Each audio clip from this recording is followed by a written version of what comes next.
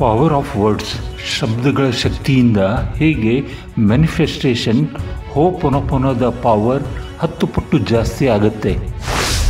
Manifestation law of ಅಟ್ರಾಕ್ಷನದ success formula ಯಾವುದು? ಒಬ್ಬ ಯುವತಿ ತನ್ನ ತಾಯಿಗೆ ಒಬ್ಬ ಒಳ್ಳೆಯ ಶ್ರೀಮಂತ ಅಳಿಯನನ್ನು ಕರುಣಿಸುವಂತ ಪ್ರಾರ್ಥನೆ ಮಾಡ್ತಾಳೆ. ಮರುದಿನ ಅವಳ ತಂಗಿಯ ಲವ್ ಮ್ಯಾರೇಜ್ ಆಗೇ ಬಿಡ್ತು. Bus, train, plane ticket book ಮಾಡಬೇಕಾದ್ರೆ ನೀವು ಎಲ್ಲಿಗೆ ಯಾವಾಗ ಹೋಗೋದು ಮೊದಲೇ ಹೇಳಬೇಕಾಗತ್ತೆ. ನಿಮ್ಮ ಜೀವನದ ಪ್ರಯಾಣಕ್ಕೆ ಇನ್ನೂ ಡಿಸೈಡ್ ಮಾಡೇ ಇಲ್ಲ. ನೀವು ನಿಮ್ಮ ಗುರಿ ಡಿಸೈಡ್ ಮಾಡದೇ ಇದ್ದರೆ ಇನ್ನೊಬ್ಬರು ನಿಮ್ಮ ಗುರಿ ಡಿಸೈಡ್ ಮಾಡ್ತಾರೆ. ನಿಮ್ಮ ಶರ್ಟ್ನ ಫಸ್ಟ್ ಬಟನ್ ತಪ್ಪಾಗಿ ಹಾಕಿದರೆ ಮುಂದಿನ ಎಲ್ಲ ಬಟನ್ ತಪ್ಪಾಗಿಯೇ ಇರುತ್ತೆ. ಇನ್ಸ್ಪೈರ್ಡ್ ವರ್ಕ್, ಹಾರ್ಡ್ ವರ್ಕ್, ಇದರಲ್ಲಿ ಏನು ಡಿಫ್ರೆನ್ಸ್? ಏನೋ ಇಡಿಯಟ್, ಹೇಗಿದ್ದೀಯಾ, ಹೌ ಆರ್ ಯು ಅಂದರೆ ಹೇಗಾಗುತ್ತೆ? ನಾವೆಲ್ಲ ಮಾತಾಡೋಕ್ಕೆ ಶುರು ಮಾಡಿದರೆ 2 ನಿಮಿಷ ಸಾಕು, ಎಲ್ಲರೂ ಓಡಿ ಹೋಗ್ತಾರೆ.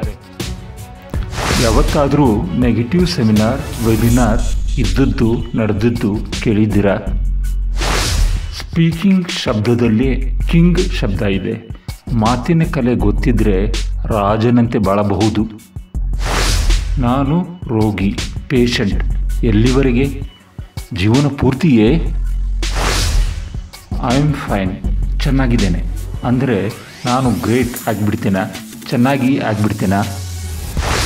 ಟೈಮ್ ಬಾಂಬ್ ನಿಮ್ಮ ಕೊರಳಲ್ಲೇ ಇದ್ದರೆ ಆ 2 ವೈರ್ಗಳಲ್ಲಿ ಯಾವುದೋ ಒಂದನ್ನು ಕಟ್ ಮಾಡ್ತೀರಾ ಇಲ್ವಾ? ನೀವು ಸಂಭವನೀಯತೆಯ ಜೀವನ ನಡೆಸ್ತಿದ್ದೀರಾ, ಇಲ್ಲ ಆಶಂಕೆಯ ಡೌಟ್ಫುಲ್ ಜೀವನ ಸಾಗಿಸ್ತಾ ಇದ್ದೀರಾ? ನನ್ನ ಚಾನಲ್ಗೆ ಸಬ್ಸ್ಕ್ರೈಬ್ ಮಾಡಿ ಹಾಗೂ ನಿಮ್ಮ 3 ಜನ ಫ್ರೆಂಡ್ಸ್ಗೆ ಶೇರ್ ಮಾಡಿ. ಅವರಿಗೆ ಈ ಹೀಲಿಂಗ್ ಅವಶ್ಯಕತೆ ಇರಬಹುದು ಮತ್ತು ನಾನು 1 ಲಕ್ಷ ಜನತೆಗೆ ಸಹಾಯ ಮಾಡುವ ನನ್ನ ಗುರಿ ತಲುಪಲು ಸಹಾಯ ಆಗುತ್ತೆ. Thank you. Power of words, ಶಬ್ದಗಳ ಶಕ್ತಿ, ಮಾತಿನ ಶಕ್ತಿ. ಈ ಶಬ್ದಗಳ ಮಾಯಾಜಾಲ ಹೇಗೆ ನಮ್ಮ ಮ್ಯಾನಿಫೆಸ್ಟೇಷನನ್ನು ಇನ್ನೂ ದೂರ ಮಾಡುತ್ತೆ, ತಡ ಮಾಡುತ್ತೆ. ಅದನ್ನು ಹೇಗೆ ತಿದ್ದಿ ಸರಿ ಮಾಡಿ ಬೇಗ ನಮ್ಮ ಗುರಿ ತಲುಪಬೇಕಾಗಿದೆ. ಇಲ್ಲಿ ಹೋಪೊನೊಪೊನೊ ಹೇಗೆ ಸಹಾಯ ಮಾಡುತ್ತೆ ನೋಡೋಣ. ಯಶಸ್ಸಿಗೆ ಇಲ್ಲಿ ಒಂದು ಫಾರ್ಮುಲಾ ಇದೆ. ಸ್ಪಷ್ಟತೆ ಪ್ಲಸ್ ಭಾವನೆಗಳು ಪ್ಲಸ್ ಕ್ರಿಯೆಗಳು ಈಕ್ವಲ್ ಟು ಫಾಸ್ಟ್ ಯಶಸ್ಸು. ಸ್ಪಷ್ಟತೆ, ಕ್ಲಾರಿಟಿ, ನಮಗೆ ಏನು ಬೇಕು ಮತ್ತು ಯಾವಾಗ ಬೇಕು ಮತ್ತು ಎಷ್ಟು ಬೇಕು, ಇಲ್ಲಿ ಸ್ಪಷ್ಟತೆ ಬೇಕು. ಅದು ಹೇಗೆ? ಒಬ್ಬ ಯುವತಿ ದೇವಸ್ಥಾನದಲ್ಲಿ ಈ ರೀತಿ ಪ್ರಾರ್ಥನೆ ಮಾಡ್ತಿದ್ದಾಳೆ. ನನ್ನ ತಾಯಿಗೆ ಒಬ್ಬ ಒಳ್ಳೆಯ ಶ್ರೀಮಂತ ಅಳಿಯನನ್ನು ಕರುಣಿಸಪ್ಪ. ದೇವರು ವರ ಕೊಟ್ಟೆ ಬಿಟ್ಟ. ಮರುದಿನ ಅವಳ ತಂಗಿಯದು ಲವ್ ಮ್ಯಾರೇಜ್ ಆಯಿತು. ಅವಳ ತಾಯಿಗೆ ಅಳಿಯ ಸಿಕ್ಕೇ ಬಿಟ್ಟ. ಇನ್ನೊಂದು ಉದಾಹರಣೆ, ಒಬ್ಬ ನಿರುದ್ಯೋಗಿ ತನಗೆ ಸರ್ಕಾರಿ ಕೆಂಪು ದೀಪ ಕಾರಿನಲ್ಲಿ ತಿರುಗಾಡುವ ಜಾಬ್ ಕೊಡುವಂತ ದೇವರಲ್ಲಿ ಬೇಡ್ಕೊಳ್ತಾನೆ. ಈಗ ಅವನು ಡಿಸ್ಟ್ರಿಕ್ಟ್ ಕಲೆಕ್ಟರ್ನ ಕಾರ್ಗೆ ಡ್ರೈವರ್. ನಿಮ್ಮ ಬೇಡಿಕೆಗಳು ಕ್ಲಿಯರ್ ಆಗಿದ್ದರೆ ಉತ್ತಮ. ನೀವು ಬಸ್ ಯಾ ಟ್ರೈನ್ ಯಾ ಏರೋಪ್ಲೇನ್ ಟಿಕೆಟ್ ಬುಕ್ ಮಾಡುವಾಗ ಎಲ್ಲಿಗೆ, ಯಾವಾಗ, ಯಾವ ಕ್ಲಾಸ್ನಲ್ಲಿ ಎಲ್ಲ ಡೀಟೇಲ್ ಫಿಲಪ್ ಮಾಡಿದ ನಂತರನೇ ಟಿಕೆಟ್ ಸಿಗುತ್ತೆ. ಆದರೆ ನಮಗೆ ನಮ್ಮ ಲೈಫ್ನಲ್ಲಿ ಏನು ಬೇಕು, ಎಷ್ಟು ಬೇಕು, ಯಾವಾಗ ಬೇಕು ಇದನ್ನು ತೀರ್ಮಾನ ಮಾಡುವುದೇ ಇಲ್ಲ. ನೀವು ಈಗ ಡಿಸೈಡ್ ಮಾಡದೇ ಇದ್ದರೆ ಬೇರೆಯವರು ಮತ್ತೊಬ್ಬರು ನಿಮ್ಮ ಗುರಿ ನಿರ್ಧಾರ ಮಾಡ್ತಾರೆ. ನೀವು ಅವರಿಗೋಸ್ಕರ ಕೆಲಸ ಮಾಡಬೇಕಾಗತ್ತೆ. ನಿಮ್ಮ ಕನಸುಗಳು, ಗುರಿಗಳು ಒಂದು ಪೇಪರ್ನಲ್ಲಿ ಬರೆಯಲೇಬೇಕು. ನಿಮ್ಮ ಕನಸಿನ ಗುರಿಗಳ ವಿವರ ಒಂದು ಪೇಪರ್ನಲ್ಲಿ ಬರೆಯಲೇಬೇಕು. ಮನಸ್ಸಿನಲ್ಲಿ ಇದ್ದರೆ ಮರೆತೇ ಹೋಗುತ್ತೆ. ಬರೆಯಲು ಕುಳಿತಾಗ ಜಿಪುಡುತನ ಬೇಡವೇ ಬೇಡ. ಎರಡನೇದ್ದು ಭಾವನೆಗಳು. ಇಲ್ಲಿ ಹೋಪೊನೊಪೊನೊ ಅಂದರೆ ವಂದನೆ ಕೆಲಸಕ್ಕೆ ಬರುತ್ತೆ. ನಮ್ಮ ಫೀಲಿಂಗ್ಸನ್ನು ಹೀಲಿಂಗ್ ಮುಖಾಂತರ, ಕ್ಲೀನ್ಸಿಂಗ್ ಮುಖಾಂತರ ಗುಣಪಡಿಸಿ, ಸ್ವಚ್ಛಗೊಳಿಸಿ ಮುಂದಿನ ಯಶಸ್ಸಿನ ಪಯಣಕ್ಕೆ ತಯಾರಾಗುವುದು. ನಮ್ಮ ಶರ್ಟ್ನ ಫಸ್ಟ್ ಬಟನ್ನೇ ತಪ್ಪಾಗಿ ಹಾಕಿದರೆ ಎಲ್ಲ ಮುಂದಿನ ಬಟನ್ಗಳು ತಪ್ಪಾಗಿಯೇ ಇರುತ್ತೆ. ಇಲ್ಲಿ ನಮ್ಮ ಇಂಟೆಲಿಜೆನ್ಸ್ ಲೆಕ್ಕಕ್ಕೆ ಬರಲ್ಲ.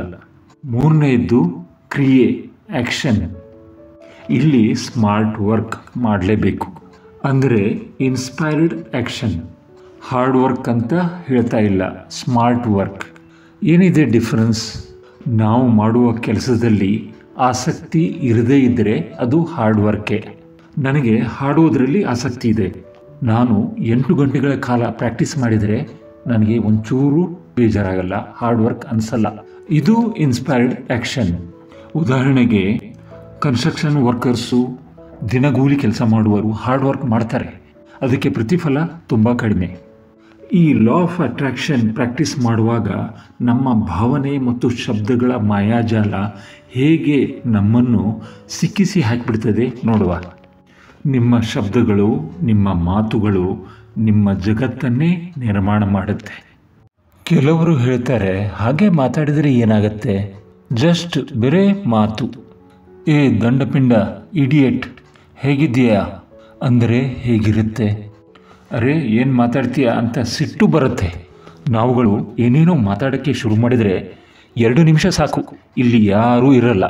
ನಿಮ್ಮ ಬಾಸು ಏನೋ ಮಾತಾಡಿದ್ದಕ್ಕೆ ನಿಮಗೆ ಯಾಕೆ ಸಿಟ್ಟು ಬರಬೇಕು? ನಿಮ್ಮ ಚಿಕ್ಕಪ್ಪ ದೊಡ್ಡಪ್ಪ ಏನೋ ಹೇಳಿದ್ದಕ್ಕೆ ನಿಮಗೆ ಯಾಕೆ ಕೋಪ ಬರಬೇಕು? ನಿಮ್ಮ ಹೆಂಡತಿ ಮೇಲೆ ಸಿಕ್ಕಾಪಟ್ಟೆ ಕೋಪ ಬಂದಿದೆ, ಯಾಕೆಂದರೆ ಅವಳು ಹೀಗೆ ಮಾತಾಡಿದಳು ಅಂತ. ಮತ್ತೆ ಜನ ಹೇಳ್ತಾರೆ, ಕೇವಲ ಮಾತಾಡಿದರೆ ಏನಾಗತ್ತೆ? ಈ ಈಶ್ವರ ಶಬ್ದ ನೋಡಿ, ಈಶ್ ಪ್ಲಸ್ ಸ್ವರ, ಸ್ವರ ಇದೆ, ಮಾತು ಇದೆ. ಕೆಲವರು ನೆಗೆಟಿವ್ ಮಾತಾಡುವ ಸುಳಿಯಲ್ಲೇ ಇರ್ತಾರೆ, ಹೊರಬರುವುದು ಕಷ್ಟ. ಅದನ್ನು ಉದಾಹರಣೆ ಸಮೇತ ಹೇಳಬೇಕು. ನಿಮ್ಮ ಕೈಯಲ್ಲಿ ಒಂದು ಪೆನ್ ಹಿಡಿದುಕೊಳ್ಳಿ, ಅದನ್ನು ನೆಗೆಟಿವ್ ಥರ, ಮೈನಸ್ ಥರ ಅಡ್ಡ ಹಿಡಿದುಕೊಳ್ಳಿ. ಈಗ ನಿಮ್ಮ ಕಿವಿ ಹತ್ರ ಆ ಪೆನ್ ತೊಗೊಂಡು ಬನ್ನಿ. ನಮ್ಮ ಕಿವಿಯಲ್ಲಿ ಹೇಗೆ ಸುಲಭವಾಗಿ ಹೋಗುತ್ತೆ, ಅದೇ ಪಾಸಿಟಿವ್ ಹೋಗಲ್ಲ. ಅದು ಪ್ಲಸ್, ಅಧಿಕ ಚಿಹ್ನೆ. ನೆಗೆಟಿವ್ ಬಹಳ ಈಜಿ, ಯಾವುದು ಸುಲಭ ನಾವು ಅದನ್ನು ಮಾಡ್ತೇವೆ. ನೀವು ಯಾವತ್ತಾದರೂ ನೆಗೆಟಿವ್ ಆ್ಯಟಿಟ್ಯೂಡ್ ಸೆಮಿನಾರ್ ಬಗ್ಗೆ ಕೇಳಿದ್ದೀರಾ? ಆದರೆ ಪಾಸಿಟಿವ್ ಆ್ಯಟಿಟ್ಯೂಡ್ ಸೆಮಿನಾರ್ ಬಗ್ಗೆ ಆಗಾಗ್ಗೆ ಕೇಳ್ತಾ ಇರ್ತೀವಿ. ಆದರೆ ನಮ್ಮ ಸಮಾಜ ನೆಗೆಟಿವನ್ನೇ ಜಾಸ್ತಿ ಮಾತಾಡುತ್ತೆ, ತೋರಿಸುತ್ತೆ. ನೋಡಿದಿರಲ್ಲ, ಅದೇ ನಮ್ಮ ನ್ಯೂಸ್ ಚಾನಲ್ಗಳು. ನೆಗೆಟಿವ್ಗೋಸ್ಕರ ನಾವು ವಿಶೇಷ ಏನು ಮಾಡಬೇಕಿಲ್ಲ, ತನ್ನಿಂತಾನೇ ಬರುತ್ತೆ. ಪಾರ್ಥಿನಿಯಂ ಥರ ಕಸದ ಕಳೆ, ಏನು ಮಾಡದೇ ಇದ್ದರೆ ತನ್ನಿಂತಾನೇ ಬೆಳೆಯುತ್ತೆ. ಆದರೆ ಅದನ್ನು ತೆಗೆದುಹಾಕಲು ಬಹಳ ಕಷ್ಟಪಡಬೇಕಾಗ್ತದೆ. ಶಬ್ದಗಳ ಶಕ್ತಿ ಅಪರಿಮಿತ. ನಮ್ಮ ಮಾತುಗಳಲ್ಲೇ ಶಕ್ತಿ, ಎನರ್ಜಿ ಇದೆ. ನಾವು ದಿನದ ಬಹುತೇಕ ಭಾಗ 20% ಮಾತ್ರ ಬೇರೆಯವ್ರ ಜೊತೆ ಮಾತಾಡ್ತೀವಿ. 80% ನಮ್ಮೊಳಗೆ ನಾವೇ ಚರ್ಚೆ ಮಾಡ್ತಾ ಇರ್ತೀವಿ. ಅದು ನೆಗೆಟಿವ್ ಇದ್ದರೆ ಎಷ್ಟು ಸೀರಿಯಸ್ ಆಗ್ಬೋದು. ಪ್ರಾರ್ಥನೆ, ಪ್ರೇಯರ್ ಸಹ ನೆಗೆಟಿವ್ ಆಗಿದೆ. ದೇವರೇ, ನನ್ನ ಕೆಲಸದಲ್ಲಿ ಲಾಸ್ ಆಗಬಾರದು, ಬದಲಾಗಿ ನನ್ನ ಕೆಲಸದಲ್ಲಿ ಪ್ರಾಫಿಟ್ ಆಗಲಿ ಅಂದರೆ ಪರ್ಫೆಕ್ಟ್. ಓಲಾ ಕ್ಯಾಬ್ನಲ್ಲಿ ಹೋಗ್ತಾ ಇರ್ತೀವಿ, ದೇವರೇ ಈ ಕಾರ್ಗೆ ಆಕ್ಸಿಡೆಂಟ್ ಆಗಬಾರದು. ಲಿಫ್ಟ್ನಲ್ಲಿ ಹೋಗ್ತಾ ಇರ್ತೀವಿ, ಲಿಫ್ಟ್ ನಿಲ್ಬಾರದು ಅಂತ ಪ್ರೇ ಮಾಡ್ತೀವಿ. ಎಕ್ಸಾಮ್ ಬರಿತಾ ಇರ್ತೀವಿ, ದೇವರಿಗೆ ಕೇಳೋದು ಫೇಲ್ ಆಗಬಾರ್ದು ಅಂತ ಪ್ರೇ ಮಾಡ್ತೀವಿ. ಈ ಯೂನಿವರ್ಸ್, ಈ ದೇವರು ಈ ಶಬ್ದ ಕೇಳಿಸ್ಕೊಳ್ಳುವುದೇ ಇಲ್ಲ. ಅದು ಯಾವುದಂದರೆ ಬೇಡ, ಇಲ್ಲ, ನೋ, ನಾಟ್. ಅದನ್ನು ಬಿಟ್ಟು ಎಲ್ಲ ಕೇಳಿಸ್ಕೊಳ್ತಾನೆ. ಉದಾಹರಣೆಗೆ, ನೀವು ಕಣ್ಣು ಮುಚ್ಚಿ ಧ್ಯಾನ ಮಾಡಿ, ಆದರೆ ಮಂಗನ ಬಗ್ಗೆ ಮಾತ್ರ ವಿಚಾರ ಮಾಡಬೇಡಿ. ನೀವು ಖಂಡಿತ ಮಂಕಿ ಬಗ್ಗೆ ಯೋಚನೆ ಮಾಡ್ತೀರಿ. ನಾನು ದೇವರಲ್ಲಿ ಆಕ್ಸಿಡೆಂಟ್ ಮಾಡಬೇಡ ಅಂತ ಹೇಳ್ತಾ ಇದ್ದೀನಿ. ದೇವರಿಗೆ ನೀವು ಏನು ಯೋಚನೆ ಮಾಡ್ತಿದ್ದೀರಿ ಮತ್ತು ಏನು ಹೇಳ್ತಾ ಇದ್ದೀರಿ ಅನ್ನೋ ಬಗ್ಗೆ ಮಾತ್ರ ಗಮನ. ನನ್ನ ಪ್ರಕಾರ ದೇವರು ಒಬ್ಬ ಇಂತಹ ತಂದೆ ನಮ್ಮ ಎಲ್ಲ ಬಯಕೆ ಈಡೇರಿಸಿಬಿಡ್ತಾನೆ. ನನ್ನ ಮಗ ಆಕ್ಸಿಡೆಂಟ್ ಬಗ್ಗೆ ಹೇಳ್ತಾ ಇದ್ದಾನೆ, ಆಕ್ಸಿಡೆಂಟ್ ಮಾಡೇ ಬಿಟ್ರಾಯ್ತು. ನನ್ನ ಮಗನ ಮಾತು ಸುಳ್ಳು ಆಗಬಾರ್ದು. ಕೊನೆ ಪಕ್ಷ ಪಾಸಿಟಿವ್ ಮಾತನಾಡಿ, ಅದು ನಿಮ್ಮ ಕೈಯಲ್ಲೇ ಇದೆ. ನೆಗೆಟಿವ್ ಮಾತು ಬೇಡವೇ ಬೇಡ.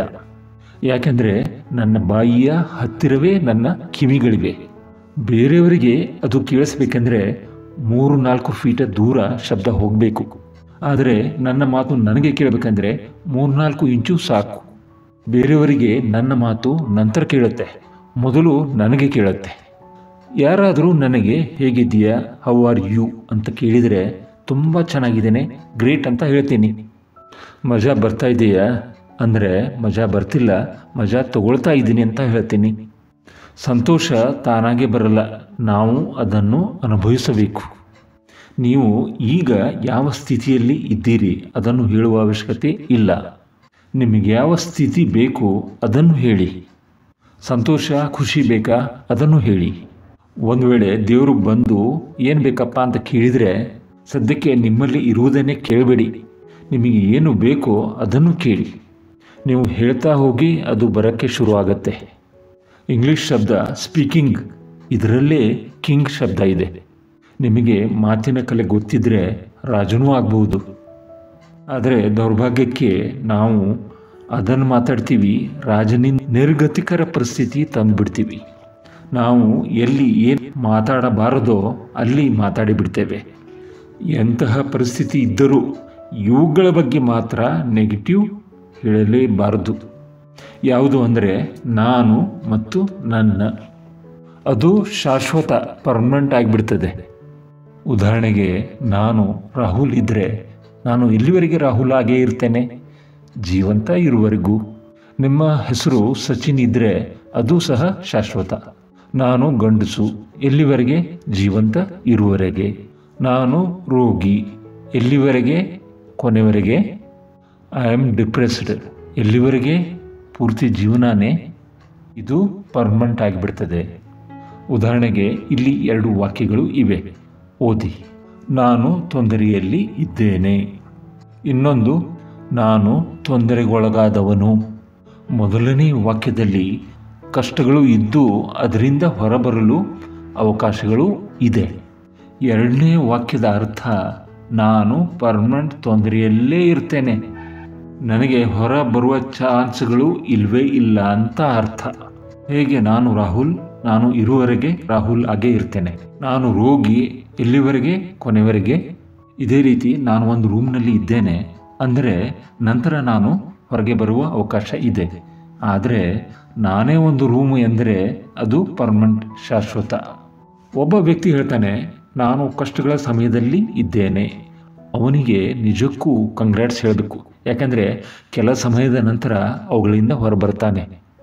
ಇನ್ನೊಂದು ಮಾತು, ಕೆಲವರು ಹೇಳ್ತಾರೆ, ನಾನು ಚೆನ್ನಾಗಿದ್ದೀನಿ, ಗ್ರೇಟ್ ಅಂತ ಹೇಳಿದರೆ ನನ್ನ ಜೀವನ ಬದಲಾಗತ್ತಾ, ಗ್ರೇಟ್ ಆಗುತ್ತಾ? ನಿಜ, ಹಾಗೆ ಗ್ರೇಟ್ ಆಗದೇನೂ ಇರಬಹುದು, ಆಗೋ ಚಾನ್ಸಸ್ಸೂ ಇರಬಹುದು. ಉದಾಹರಣೆಗೆ, ನೀವು ಮೂವಿ ಸಿನಿಮಾಗಳಲ್ಲಿ ಟೈಮ್ ಬಾಂಬ್ ನೋಡಿರಬೇಕು. ನಿಮ್ಮ ಕೊರಳಿಗೆ ಟೈಮ್ ಬಾಂಬ್ ಹಾಕಿದೆ ಅಂದರೆ ಅದರಲ್ಲಿರುವ 2 ವೈರ್ಗಳಲ್ಲಿ ಒಂದನ್ನು ಕಟ್ ಮಾಡಬೇಕಿದೆ ಜೀವಂತ ಇರಲು. ಆದರೆ ಯಾವುದು ಅಂತ ಗೊತ್ತಿಲ್ಲ. ಈಗ ನನ್ನ ಪ್ರಶ್ನೆ, ನೀವು ಯಾವುದೋ ಒಂದನ್ನು ಕಟ್ ಮಾಡ್ತೀರಾ ಅಥವಾ ಇಲ್ಲ? ನೀವು ಚೆನ್ನಾಗಿದ್ದೀನಿ ಅಂತ ಹೇಳಿದರೆ ಕೆಟ್ಟದ್ದು ಏನಾಗಲ್ಲ. ನೀವು ನಿಮ್ಮ ಲೈಫ್ನಲ್ಲಿ ಖುಷಿ ಇದ್ದೀರಿ ಅಥವಾ ಇಲ್ಲ ಅನ್ನಲು ಈ 2 ವಾಕ್ಯ ನಿರ್ಧಾರ ಮಾಡುತ್ತೆ. ನೀವು ಸಂಭವನೀಯತೆಗಳ ಜೀವನ ಮಾಡ್ತಿದ್ದೀರೋ ಅಂದರೆ ಪ್ರಾಬಬಿಲಿಟಿ, ಇಲ್ಲ ಅಶಂಕೆಯ ಡೌಟ್ಫುಲ್ ಜೀವನ ನಡೆಸ್ತಾ ಇದ್ದೀರೋ. ನೀವು ಯಾವಾಗ ಗ್ರೇಟ್ ಅಂತ ಹೇಳ್ತೀರಿ, ಚಾನ್ಸಸ್ ಇದೆ ಅದು ಕಂಪ್ಲೀಟ್ ಆಗ್ಬೋದು. ಒಂದು ವೇಳೆ ನೀವು ಡೌಟ್ಫುಲ್, ಅಶಂಕೆಯಲ್ಲಿ ಇದ್ದರೆ ಎರಡೂ ಆಗಬಹುದು. ಇನ್ನೊಂದು ಸಾಮಾನ್ಯ ಉದಾಹರಣೆ ಹೇಳಬೇಕಂದ್ರೆ, 2 ಟ್ರಕ್ಗಳು ಹೆದ್ದಾರಿಯಲ್ಲಿ ಮುಖಾಮುಖಿ ಅಪಘಾತ ಆಗಿದೆ. ಇಲ್ಲಿ ನನ್ನ ಪ್ರಶ್ನೆ ಏನೆಂದರೆ, ಟ್ರಕ್ಗಳ ಆಕ್ಸಿಡೆಂಟ್ ಆಗಿದೆಯೋ ಇಲ್ಲ ಡ್ರೈವರ್ಗಳ ಆಕ್ಸಿಡೆಂಟ್ ಆಗಿದೆಯೋ? ನಾನು ಒಂದು ಸಲ ಮುಂಬೈಗೆ ಹೋದೆ, ಅಲ್ಲಿ ನನ್ನ ಪಿಕ್ ಪಾಕೆಟ್ ಆಯಿತು. ನಾನು ಈಗ ಮುಂಬೈ ಕೆಟ್ಟದ್ದು ಅಂತ ಹೇಳಲ್ಲ, ಅಥವಾ ಅಲ್ಲಿರುವ ಪಿಕ್ ಪಾಕೆಟರನ್ನ ಕೆಟ್ಟ ಮನುಷ್ಯ ಅಂತ ಹೇಳಲ್ಲ. ಇನ್ನೂ ಸಾಕಷ್ಟು ವಿಷಯ ಇದೆ ಹೇಳೋಕ್ಕೆ. ಮುಂದಿನ ವಿಡಿಯೋಗಳಲ್ಲಿ ಗ್ರ್ಯಾಟಿಟ್ಯೂಡ್, ಅಫರ್ಮೇಷನ್ಸ್ ಬಗ್ಗೆ ನೋಡೋಣ.